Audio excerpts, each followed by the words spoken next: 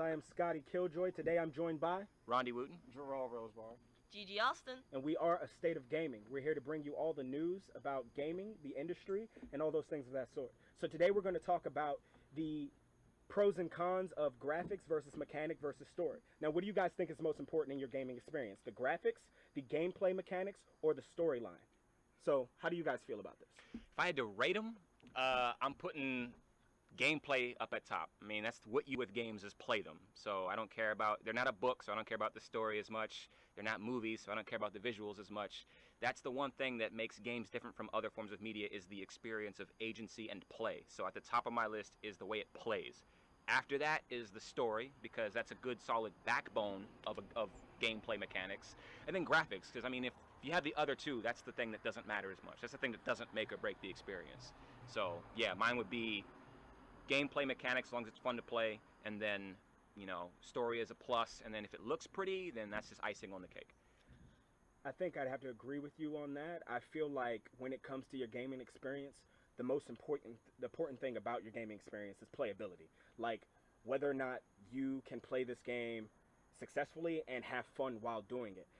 But I think that, like, storyline maybe goes a little bit hand in hand with gameplay, because most of the time when we play these games, we want to lose ourselves in this fantasy world. We want to immerse ourselves in the storyline. These characters, when these emotional things happen to them, like, oh, say this character dies or this happens, we want to feel that emotion. And the only way we can do that is if we really get into the storyline. The storyline has to be top notch. Like, gameplay and storyline, I think, are the two most important factors when you're making a game.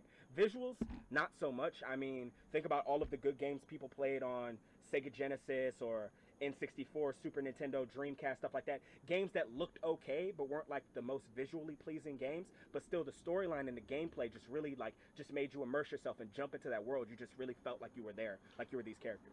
I kind of have to agree with Scotty on that one, because for me it's the same thing where gameplay and story nowadays, it kind of has to mesh well, but I will say it depends on the game. Because for example, if you're playing an RPG, you want your gameplay to be fluid, but you also want your storyline to mesh as well. But if you're playing a puzzle game, or if you're playing Knack, for instance, you might not necessarily care so much about the story as the gameplay. More about the gameplay, yeah. As far as mechanics go, or I'm sorry, more so the graphics, I feel like graphics does not always matter, unless it messes up your gameplay. Well, yeah. See, like, I don't think we should sit here and just, like, knock graphics, you know what I'm saying? Like, because with the release of these new consoles and the way that the direction the gaming world is going in, of course you expect from these big titles like Destiny and things like that that you want to see those striking visuals, just like, oh my god, these beautiful landscapes and like this definition in the characters, you know what I'm saying? Like that lush vegetation. That lush vegetation. Right. The way the sun reflects off the screen. That and you hair. see that just like you feel like you're a part of that sunset in the game. Like, that's really important.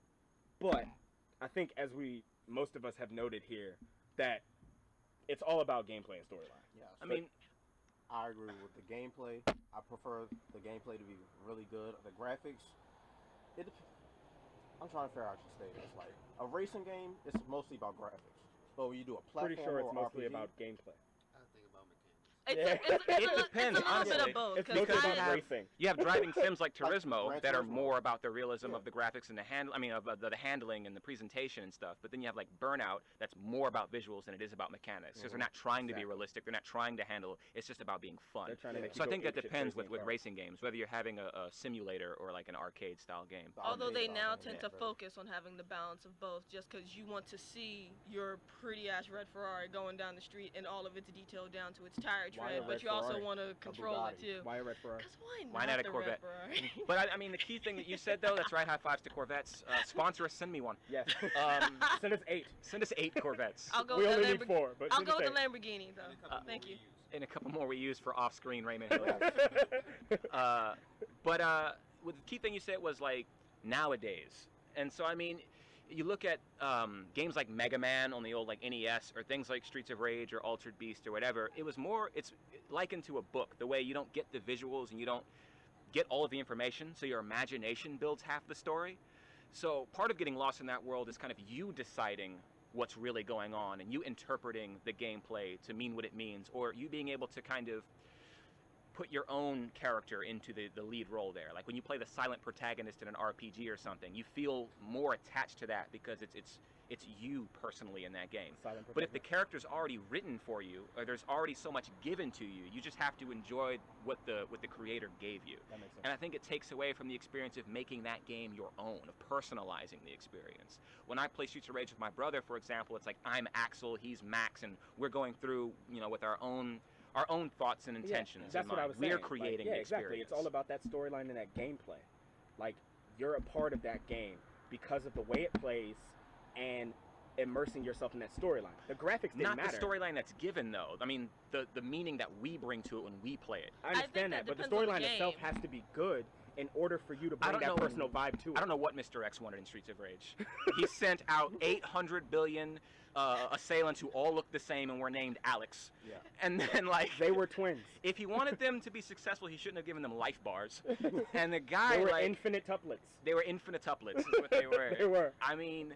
Like, you go through Mega Man, it doesn't matter what Dr. Wily's objective is. You just want to, like, play the game and have fun beating the boss and figuring out the patterns and stuff. It's so mechanics-based. If you stop and take time to be like, oh, Dr. Light is this, and he built this, and Wily used to work with him, and this happened, and that happened, I don't even know if it enhances your experience. I guess that makes sense. I guess it would still depend on the game, though, because, for example... So good games don't need stories. I would say, as far as leading questions. I would say as far as depending on the game, for example, The Last of Us, the way it ends, which I'm not going to spoil that for some of y'all, but if y'all haven't played it by now, shame on you. Spoiler alert, it does end. Okay. It does. It does. Very abruptly. It goes through many seasons and then it ends. But the way that ended, it's so open-ended that it makes you, as the gamer, immerse yourself in it and question whether or not Joel's choice was right as far as Ellie goes. Everybody knows there's a guy in it named Joel. Hey, I'm sorry. They should have looked it up. If you didn't know, now you know. It's good for you. Go Joe. But anyway, Go Joe. So, knowing is half the battle. Yes, Joel. G.I. Joel. Go Joel. And that's just half the battle. But the other half is Ellie. But again, that other very, very small, we could say 1/3. That giraffe hugging it's half. more like 1/3. Yeah. I think Deer her role in that shooting, game gives her toting. more than 1/3. That's true. Towards the end. Towards Spoiler the alert. beginning. She's like 4/3 of your experience. 4/3 of your experience. Oh man. That's such an improper fraction. Rated M from mature, man. But that's what I mean, where it's kind of like the story. The story is important as far as bringing you in as a gamer, and I can see what Scotty means by that Everyone because sees what I mean.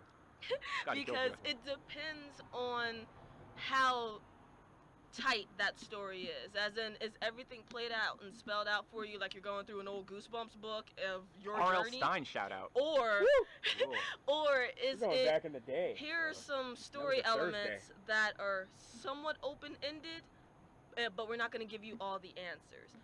Perfect example of that would kind of be the whole Final Fantasy VII franchise that everyone, for the most part, knows about, where that's a huge story. Mm-hmm. And depending on the background of the characters is what lures you in and brings you in and immerses you in the game. Exactly.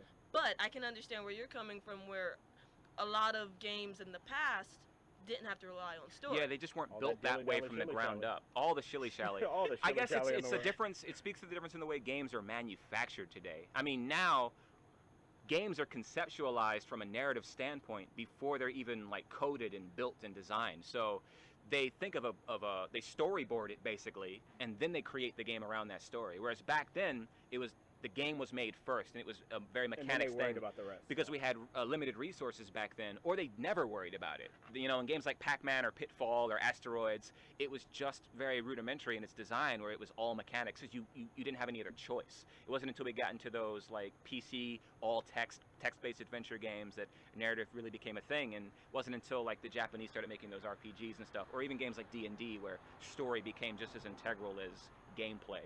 And I guess it's just the natural progression, where games today, story is important because it's part of the conceptualization. Whereas back then, it was never a part of the concoction, SAT words, all over the place. Indubitably. So it wasn't necessary. Story or no, you could enjoy the game back then. But it doesn't work today because the story is part of the recipe. Jerel, why are you being so quiet? Silent protagonist. I'm the silent protagonist. He is the silent I've just broken protagonist. my silence. Oh He's man. the silent side character. He's the character you name ass when you play an RPG or something like He's the one that. who dies in the first boss battle. Yes, He he's rolled a critical 1 instead of a nat 20, and the gnome just took him out. the gnome was with the battle all My axe. over. defenses do not exist. No, critical miss. Critical miss. But here's another aspect of Fuck gameplay. Jerel, then. Well, hey, Back to Gigi. hey, did you have some? Dropping the ball. Well, if you Sure. had to no torches, Lord of the Not Flies, all the torch. Tomb Raider. If you had to bring it back, rank them. So graphics, story, gameplay. What's your ranking? He's gonna agree with Gameplay. us. Story, graphics. See, I like the cut of his jib. That's top quality jib. I remember back in the day of Back in the Sonic, day. just scroll right, beat the shit out of Robotnik, and that was basically You it. didn't The care graphics why. Yeah, I didn't know why. You just thought you was just an angry man. That you just. He's not even a man. He's a Mobian. An angry, egg-shaped humanoid Some Just a Mobian. big egg. Somebody who stop that lives in nasty a man. giant pod or whatever. And Yeah. He doesn't live in the pod. I'm sorry. As a kid, I thought he was straight up Humpty Dumpty in a mech suit. I'm He not doesn't even, joking. he's not even shaped like Humpty Dumpty. He is He has a rotund. head. His body Is rotund. Yes, Rotund. but He is a Humpty Dumpty rotund is gentleman. just a circle. Humpty Dumpty, first of all. Humpty Dumpty is an egg. Yes, shape. That's first what I'm of all, saying. He's just no, an no, no, egg no, no, shape. hold up. He's hold an up, egg hold shape up, with a please. head. First With of all, a Humpty head. Dumpty is not egg shaped. He is an egg. He is an egg. literally an He's egg. literally an egg. Dr. Eggman Robotnik. or Robotnik No, just Robotnik. Dr. Robotnik is not an egg. He has a head. He has cheeks. He has a facial structure. He has a fucking mustache. He has no neck.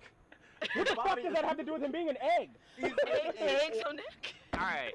Eggs don't have heads. Do eggs have heads or necks? Leave your thoughts in the comments below. Leave your thoughts about eggs with necks and/or heads. Okay. You wanna wrap us up? You wanna take us All out? right, we're gonna wrap us up. We're gonna wrap up right here. So I hope you guys enjoyed the podcast.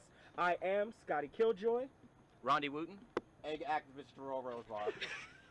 Gigi Austin. And this is A State of Gaming. Check us out on our YouTube page at youtube.com/astateofgaming. Gamer girls and gals, what's your state of mind? Holla at your boy.